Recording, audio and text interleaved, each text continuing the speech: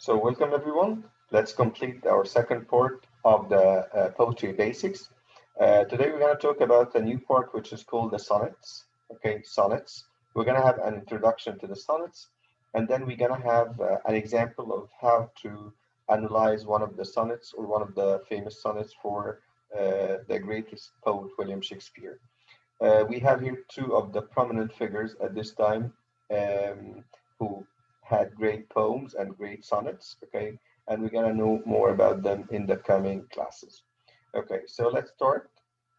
First of all, he's asking me, what is a sonnet? Okay, the sonnet simply is a poem. The sonnet is a poem, but this poem has some features like number one, this poem is made of 14 lines. So the sonnet should be made up of 14 lines. Okay, so if the poem has 14 lines, I call it a sonnet. Number two, it should have a regular rhyme. Regular rhyme. What's the rhyme? When we look at the endings of the lines, we can find the same sound or different sounds at the end of these lines. We call it the rhyme. The rhyme here is regular, okay, which means it's not that different. No, you find similar sounds at the end of these lines. The third one, regular meter. Regular meter, the beats that you have it, how you organize the sounds, how you focus on some sounds and other sounds you do not focus on them. We call it the regular meter. So the sonnet is like a poem, but it has three features or three important features. Number one, it's made up of 14 lines. It has a regular rhyme scheme and regular meter. So the music here is regular and it's not different from a sonnet to another one. Do we have only one type of sonnets? No, we have three types of sonnets. Spenserian sonnets for the famous English poet Edmund Spenser, Petrarchan sonnets for the famous Italian writer or poet Petrarch, and Shakespearean sonnets for William Shakespeare, the famous English poet. Do we have only this kind of division? No, sometimes they divide it into Italian sonnet,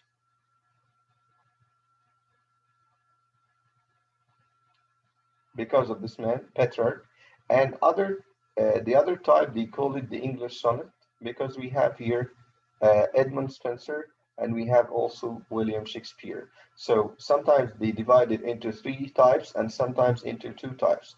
Two types with the nationality, English and Italian, and three types with the poets or the writers at this time, Spenserian sonnets, Petrarchan sonnets, and Shakespearean sonnets. Okay, so these are the three types of sonnets that we have it so far. Okay, let's see some details about William Shakespeare, the greatest of them all. He was born in the 16th century, okay, as you see here, and he died in the 17th century. This man was the greatest figure in the English literature. He worked as a poet, as a playwright, as an actor. He was acting. He wrote 38 plays, and you know that he was writing in Old English, which is not easy at all. He wrote 154 sonnets. It's a great number. And you know why it's not that easy as you think. You'll note in the next slide. He wrote also two long narrative poems, so like telling a story through the poem, and some other verses. His works were translated into different languages, they were acted, and that's why this man is the greatest of all. This man is the greatest of all. Okay, William Shakespeare. Okay, let's see the difference between the three sonnets. The difference between the three sonnets. Okay, we said that all of them they share something that they have 14 lines. We agree or not? Yes. But the division of the lines is the same? No. The division of the stanzas is the same? No. For example, if I have here the 14 lines of William Shakespeare, we have here three quatrains, and we say in the last session that quatrain is about a poem made of, or a stanza made of 4 lines. 4 lines, okay? So you have 4 by 3 by 12 lines, and you still have 2 lines here in the heroic couplet. In the first three quatrains, he gave me the subject or the topic and the theme, the subject and the theme, okay, the message that he need to deliver, and at the end he gave me the conclusion. Most of the Shakespearean sonnets or the English sonnets, they talk about the idea of love. the idea of love. Most of them, typically, they talk about love. The rhyme scheme here is so strict. A B A B, C D C D, E F E F G G. We said that he wrote about 154 sonnets, and that's not, sorry, it's not a simple number. When you write all or over 150 sonnets, and you write all of them in the same pattern, in the same division of lines, in the same idea that you have three quatrains and you showed in them the subject and you show in them the theme or the message, and then you give me the heroic couplet, it's not easy at all. It's written in iambic pentameter. The meter here, as we said, is regular. Okay, so we have here iambic pentameter, like 10 syllables.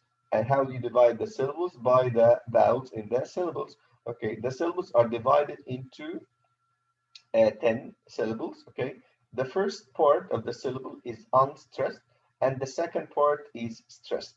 Okay, so they focus in the second part of the syllable itself. Okay, the second part of the syllable itself. You'll notice that this one is common between the three sonnets types.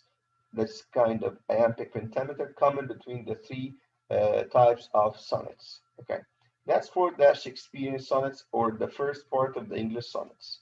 Let's move to the second part of the English sonnets with Edmund Spenser, as you see here, the Spenserian sonnets. 14 lines, yes, we all agree about this one.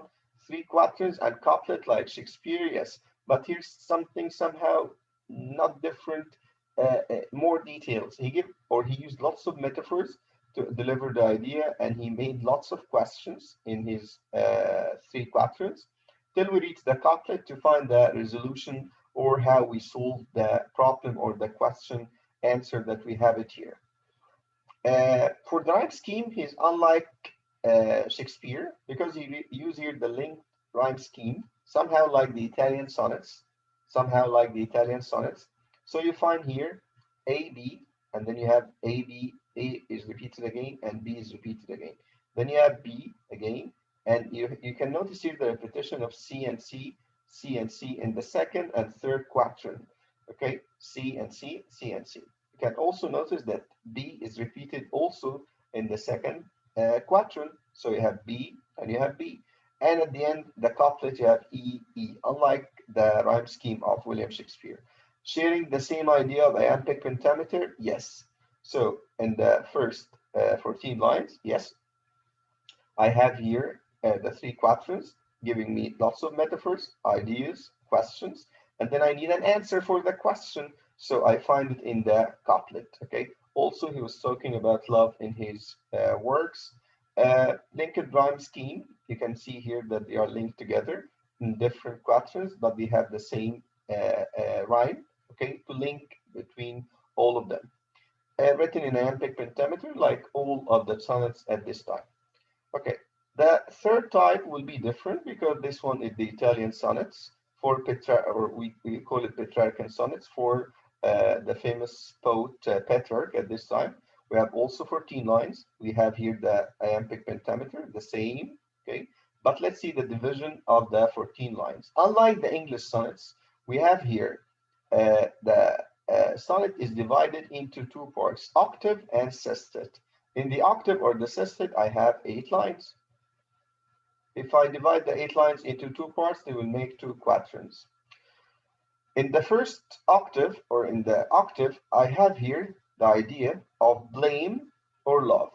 Okay, so I blame someone, I make fun of someone, I scold someone, I scorn someone. Okay, and then I have something called the volta. In the volta, I have a change in the sestet. In the sestet, the mood began to change, the ideas began to change. I have the resolution in the sestet. Okay, so you have a different type, as if you are talking to a different one in the sestet. You have here a strict rhyme scheme, because this is Italian sonnets. You have here the rhyme scheme that they follow, apa, apa, CDE, CDE. Apa, apa, CDE, CDE. They followed in the octave and the sestet in most of the time. The one, some Italian poets, they like to change the part of the sestet sometimes, okay, but it's not that common. It's not that common. And we have here also what is shared between them, the 14 lines, the rhyme scheme, and the iambic pentameter. Somehow the rhyme scheme here is different in the three types of sonnets. Iambic pentameter is common in the three of them, and the 14 lines is common, but the division of the 14 lines, how they show the ideas in the 14 lines, it's different in the three types of sonnets. It's different in the three types of sonnets. And that was our introduction today for the sonnets. And I hope that you like this part. Thanks a bunch. This was Sir Ahmed Hassan.